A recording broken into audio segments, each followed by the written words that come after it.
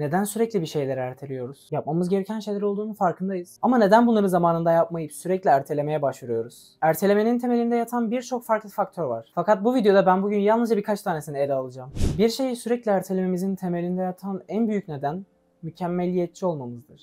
Belki sen değilsin, o değil ama dünya geneline baktığımızda bir şeyin ertelenmesinin en büyük sebebi o işin çok iyi olmasını istememizdir. Sanki başladığımız yeni bir projenin kusursuz olmasındansa hiç başlamamayı tercih ediyoruz. Ve bu anlayışın oldukça yanlış olduğunu asla kabul etmiyoruz. Çünkü her zaman doğru zamanı bekliyoruz. Her zaman birinin bizim elimizden tutmasını, bir şeyin kusursuz olma yolunda ilerlemesini bekliyoruz. Ve bu döngüden çıkabilmemizin tek yolu kendi kafamızın iyi yeterlidir algısını oluşturması. Çünkü biz bir şeyin iyi olmasının yeterli olmadığını savunuyorsak, yalnızca kusursuz olması gerektiğini düşünüyorsak bir işi asla beceremeyiz. Bunun için sürekli bir şeyi erteleriz ve sonunda hiçbir şey yapmamış oluruz. Ertelememizin bir diğer sebebi ise işlerin çok karmaşık olduğunu düşünmemiz. Evet, işler gerçekten karmaşık olabilir. Elimizde bir örneğin yazılım projesi vardır. Ana hattına baktığımızda, şemasına baktığımızda gerçekten çok farklı noktaları vardır. Hangisinden başlayacağımızı bilemeyiz. İşte bu noktada projeye bir yerden başlamak yerine ertelemeyi tercih ediyoruz. Bundan kurtulmanın tek yoluysa bu proje için en önemli 3 madde nedir diye sormamız lazım. Ve bizim kendi kafamızdan sıraladığımız ilk 3 maddenin önceliklendirilmesi sonucunda sıra sıra o maddeleri yerine getirmemiz gerekiyor.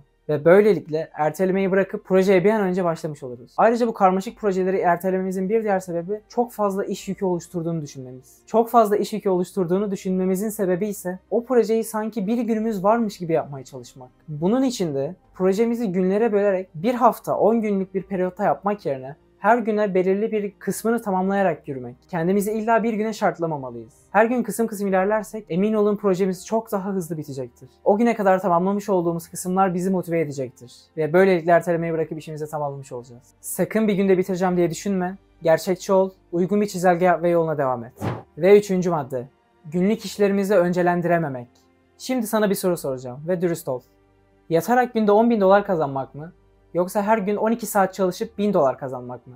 Muhtemelen yatarak kazanmayı seçtin. Çünkü yattığın süre boyunca Instagram'da, TikTok'ta kaydıracaksın. Ve hiçbir fiziksel güç kullanmadan yattığın yerden para kazanacaksın. Çünkü tüm dopamin senin parmaklarında. Gelelim bu sorunun konuyla bağlantısına. Sabah uyandın, yapman gereken 100 satır kod yazma ödevin var. Ve bu ödevinin bu hafta sonu teslim edilmesi gerekiyor. Önünde yaklaşık 4-5 gün süren var. Ancak hava birazcık kapalı ve bu da seni ruhsal olarak etkilemiş.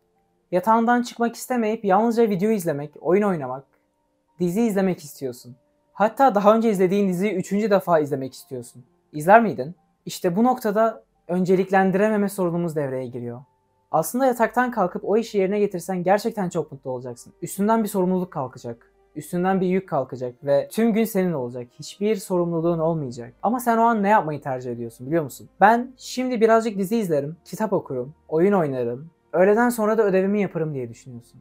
Burada asla kitap okumanın kötü bir şey olduğunu ima etmiyorum. Yalnızca ödev yapmak yerine asıl sorumluluğumuz olmasına rağmen gidip farklı aktivitelere yöneliyoruz. Ve bu aktiviteler genellikle dopamini kolaylıkla alacağımız yerler oluyor. Ve bunlar bizi kısa süreli mutlu ediyor. Bu aktivitelerin hemen ardından bizi kaygı, anksiyete, korku gibi duygular ele geçiriyor. İşte bu yüzden sorumluluğumuzu ertelememizden itibaren bizi bir telaş sarıyor. Ve bunu düzeltmenin yolu önceliklendirme yapmak. O an yapman gereken ilk şey ödev yapmak. Eğer saydığım diğer aktiviteleri önce yaparsan muhtemelen öğleden sonraya enerjin kalmayacak. Sabah elde ettiğin dopamin de kalmayacak ve elinde olan tek şey korku olacak, kaygı olacak, telaş olacak. Ve enerjin de olmadığı için sen bu ödevi bir kez daha erteleyeceksin. O yüzden bunu yapma. Otur, sabahtan planla, çizelgene dahil et. Ödevini kısa bir sürede yapmaya çalış. Emin ol daha mutlu olacaksın.